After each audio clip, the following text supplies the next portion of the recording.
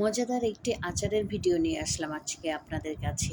সেটা হচ্ছে আমাদের বিক্রমপুরে এই আচারটা খুব বিখ্যাত। কাঁচা আমের কাশ্মীরি আচার। এজন্য আমি বেছে নিয়েছি খুব সুন্দর সবুজ রঙের কিছু একদম তাজা আম, কাঁচা আম, আর সাথে নিয়েছি সাদা ভিনেগার, এক টুকরো আদা, কিছুটা এলাচ, শুকনো মরিচ, চিনি, আর হচ্ছে কিছুটা চুন। আম নির্বাচনের ক্ষেত্রে অবশ্যই কাঁচা এবং তাজা নেবেন। একটু নরম আম যদি হয় তাহলে কিন্তু আচারটা মোটেও ভালো হবে না। তো আম হচ্ছে যখন ভরা মৌসুম তখনই আমটা দিয়ে আচার বানানো ভালো এবং ফ্রেশ হতে হবে। ফাটা বা দাগ পড়া বা একটু হলুদ এই টাইপের কিছু না। তো চলুন মূল রেসিপিতে যাই।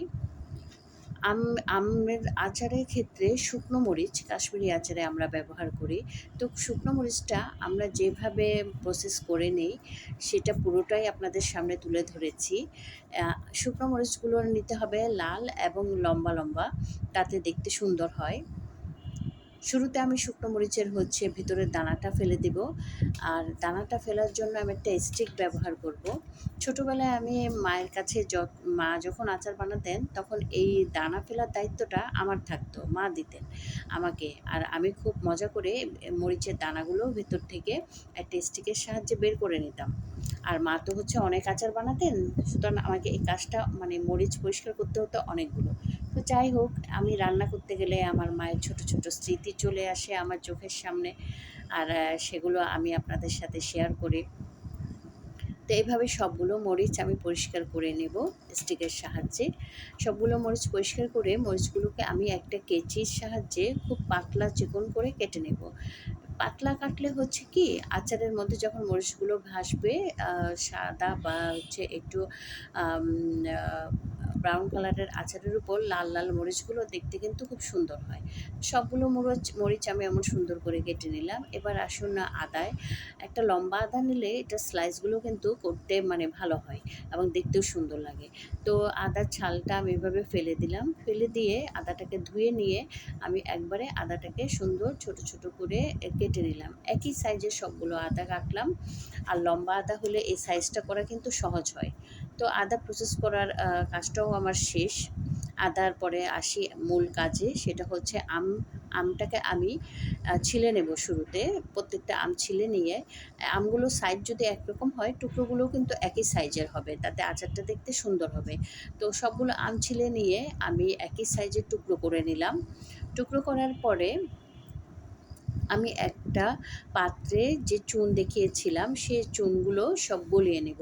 যে পরিমাণ চুন নিয়েছি আমি এই প্রায় ৩-৪ ডবল হচ্ছে চুন নেব, মানে ১.৫ কেজি আমে হচ্ছে প্রায় ১.৫ টেবিল চামচ পরিমাণ চুন থাকবে।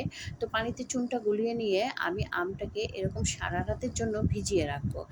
সারা রাত অথবা ৬ হতে ৭ ঘন্টা। তাতে দেখেন আমটা ধুয়ে নেওয়ার পরে কেমন হচ্ছে, একদম টসটস করছে, মানে গলবে না এবং নরম হবে না, আমটা টাইট হয়ে যাবে। তো চুনের এই সিক্রেট রেসিপি অনেকে জানেন, আবার যারা জানেন না তাদের জন্য আমি মনে হয় আপনাদের উপকারই হবে। তো তারপর চলুন হাঁড়িতে। চুলায় আমি একটি ফ্রাই প্যান বসিয়ে নিলাম, দিয়ে দিলাম পরিমিত পানি, আর দিয়ে দিলাম বেশ খানিকটা চিনি। ১.৫ কেজি আমি পৌনে ১ কেজির মতো চিনি ব্যবহার করলাম। তো পানি আর চিনিটা যখন একটু গলে আসলো তখন আমি আমগুলো সুন্দর করে ছড়িয়ে ছিটিয়ে দিলাম। আম দেওয়া হয়ে গেলে উপর দিয়েও কিন্তু আমি সামান্য চিনি ছিটিয়ে দিলাম, কারণ খুব লো ভলিউমে আমার আচারটা হবে। একই রকম ভলিউম থাকবে চুলার শুরু থেকে শেষ পর্যন্ত, তাতে আম গলে যাবে না এবং পুড়েও যাবে না। উপরে কিছু দিয়ে দিলাম শুকনো মরিচ, আর হচ্ছে দিয়ে দিলাম আদা কুচি, আর দিয়ে দিলাম এলাচের ছবিটা আমি ধারণ করতে ভুলে গেছি। তো কিছুক্ষণ পরে দেখবেন আচারের পানি উঠে গেছে চিনি গলে, এবং নাড়তে হবে না, আপনিই হয়ে যাবে, কারণ হচ্ছে শিরা উঠে সবগুলো আম এমনিতেই ডুবে যাবে। তো আপনারা হচ্ছে আবারও এটাকে ঢেকে দিবেন।